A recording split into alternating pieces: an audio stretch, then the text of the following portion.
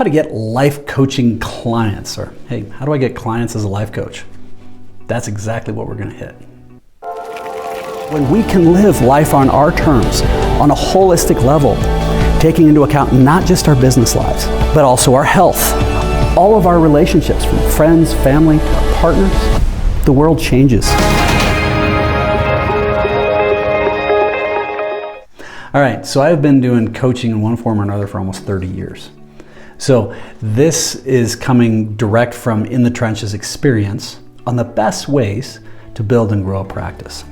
So the first thing I'm going to suggest is figuring out where can you insert yourself to where you can actually have conversations with people.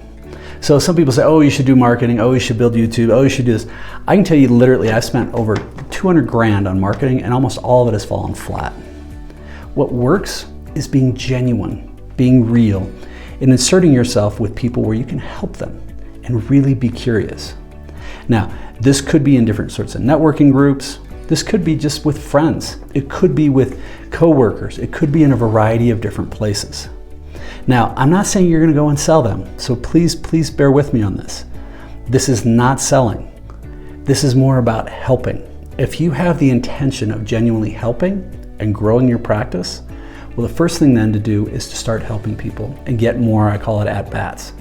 How do you start figuring out what it is you do so that you can say it and really be there for people?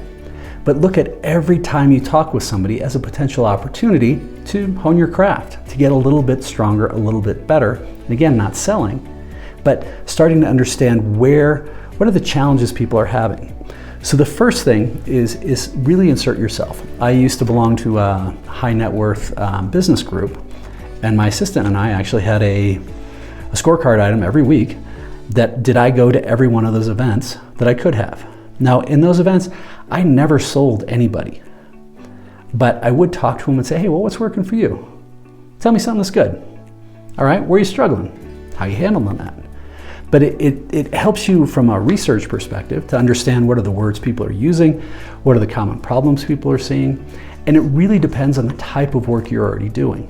So this is if you're starting out from scratch and you don't have anybody. And we'll talk about if you already have people and best way to do that. But remember, when you're doing this, when you're talking with people, you're doing two things. You're establishing trust with them, and you're going to help determine motivations. What are the things what are the itch that they need scratching? So to establish trust, I guarantee almost 99% of the people you talk to can smell if you're trying to sell them. But if you go in and you have the genuine intention in your heart that all you're going to do is try and help somebody, they're going to sense that in the same way. Now, if they sense that, oh yeah, this person is trying to help me, but they really want to sell me shit, they're going to bounce out. You're just going to burn bridges. So this is where making sure that you have that mindset, and that'd really be the second thing, is having your mindset on, I just want to go and help people. I want to have the practice, I want to have the at-bats, I want to talk to as many people as I can and help them where I can. So when you're doing that, we establish trust. The best way to do that is to listen, ask questions, be curious, dig. Help them start to smoke out some of those things, which, by the way, is life coaching. So if you can start asking the right questions that start to stimulate them thinking in different ways, you're winning. You're not only getting the experience, you're getting the at-bats, and you're getting to showcase what you do. And if you're doing this out of the goodness of your heart, well, you're genuinely getting help somebody. Now, you're not getting paid yet, but there's opportunities that'll grow. So as you go through, be curious, help them, and be respectful. You know, as you ask those questions, you want to give some feedback. We'll say, hey, do you mind if I give you 2 cents worth? Can I give you my feedback on that? Here's a thought for you. You interested? It's like, yeah. So if we ask permission and they say yes, now you have almost a relationship that says, oh, it's okay for me to go, yeah, okay. So in my opinion, I'm seeing this.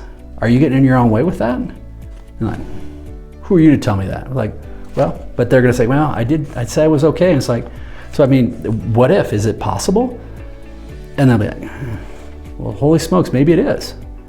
And you have this conversation, and the reality is if you can help them in that time frame, if you have the ability to change somebody's life in a 10, 15-minute conversation and give as much as you possibly can, You're showcasing who you are. That is by far the best way to build a practice. Because it's then as they go through and be like, well, wow, that was really helpful. Thank you. But what do you do? It's like, well, that's what I do is I'm a life coach. I coach people. I've got a whole tools. I'm certified in this and this. I'm certified in, you said, Life on Your Terms. We offer courses and certifications. I've got a whole bunch of tools, but this is how I help people with this. And it's in that kind of thing that it's like, oh, well, cool. Well, how does that work? And when you get them to ask you, how does it work? How does it work if you work with a client or something like that? You're setting the hook. Fish on then. Well, great. You know what? So what I do is if I choose to work with somebody, and I always use that language because then it creates exclusivity. You don't want to seem desperate. If I choose to work with somebody, then, normally we'll meet anywhere from, and for me as an example, I'll meet with people twice a week sometimes, all the way up to once a month. But you say whatever your terms are, meet once or twice a week, and and if it's something you're interested in, I tell you what I'd do. I'd give you an hour of my time on me, and we could go through and explore what it looks like. Now, when you do that, think of that as business development. This means that person is active, they're interested, you haven't talked price yet, you haven't done any of that, you've just brought them in to say, hey, this is what I do, and if you're interested, I'd love to be able to help you. I'd go through, and then in that hour, do the same exact thing, do everything you can to help them, and really, really try and change their life. If you help them to a point where it's like, oh my God, this person is fantastic, well, you're potentially building a client, but more importantly, you're building a raving fan. So the next thing is going, and so maybe they turn into a client, say, great, so this is how this works. If this is a fit for you, wonderful. I'd like to get the next 6 months on the books. I personally, I don't charge anything in advance. I only get paid provided people feel they had value, and I don't have contracts or agreements. So it makes them feel comfortable.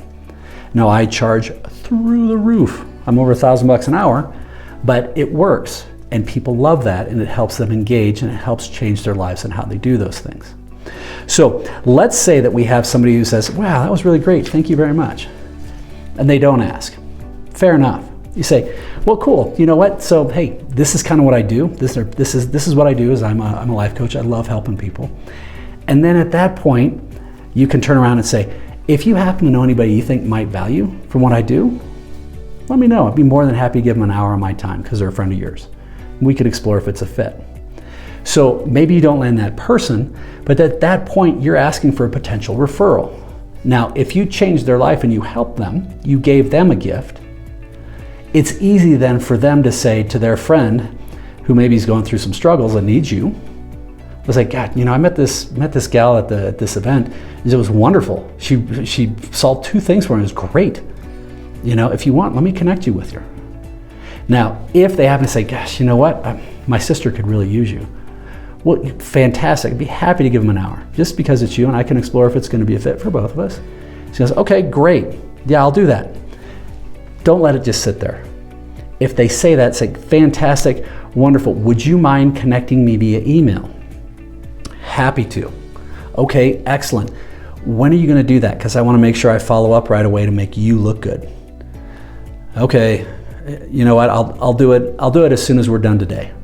Great. So you're doing that on purpose because otherwise people will forget and they don't have that perceived contract that they're going to do it. And you just sit around like, oh, I thought they were going to refer me and they didn't refer me. Oh, this sucks. But if you say, okay, if they say, yeah, I'll get it done by the end of the day, then you can reach back out at the end of the day and say, hey, following up, I want to make sure I didn't drop the ball. Did you? It's, oh, shoot, sorry, I'll do it right now. But that way it sort of pushes them all the way down into a corner and they do that. And then again, the same exact thing. When you find that person that you're talking with them, be ultra present. Make sure you've got a good toolbox and really focus on them. Be curious and do everything you can to help and change their life. Being present is probably the biggest key. You do that really well, you can mangle a lot of other stuff and but help them and get through it. Now, if you already have existing referrals, or existing clients, at the end of a great session, wonderful. Say, hey, I really enjoyed it. This was fun today. Thank you. Ask them, say, hey, I have room for 2 or 3, you never want to say I'm completely wide open because that makes you seem desperate. But I would say, hey, I've got room for 2 clients. If you happen to know anybody that you think might be a good fit and would value from what I do, be happy to give them that hour on me. It's where people will start giving referrals, but it's amazing how poorly we forget to ask for referrals. Now, on the referral note, 3 things to remember. For a great referral source, I've met people, myself, I thought, God, I met this person, they know everybody, they're gonna be a great referral source. To be a great referral source, remember, you have to have 3 things. 1, they have to truly believe and love you. They have to believe in you because they're putting their name and reputation out there. 2, they have to really believe and love what you do. And then the 3rd one, and this is the hardest one to get my head around, was that they also have to love to make referrals. And there's not a lot of people that do. Sometimes somebody will make one here or there, but when you do find that referral source, that person who's great, oh my God, they will refer people all day long. And make sure you're very generous in how you say thank you. So ideally you found some value in this, because when it comes, to figuring out how do we get clients as a life coach? How do you do that? How do you build your life coaching clientele and your practice? These keys work. I've done this. It's amazing how well this can help. So if you have questions, if you're interested in our certification, it's at lifeon-yourterms.com. If you have questions, please reach out. Please check out some of the other videos or subscribe. Love to hear from you. Keep smiling.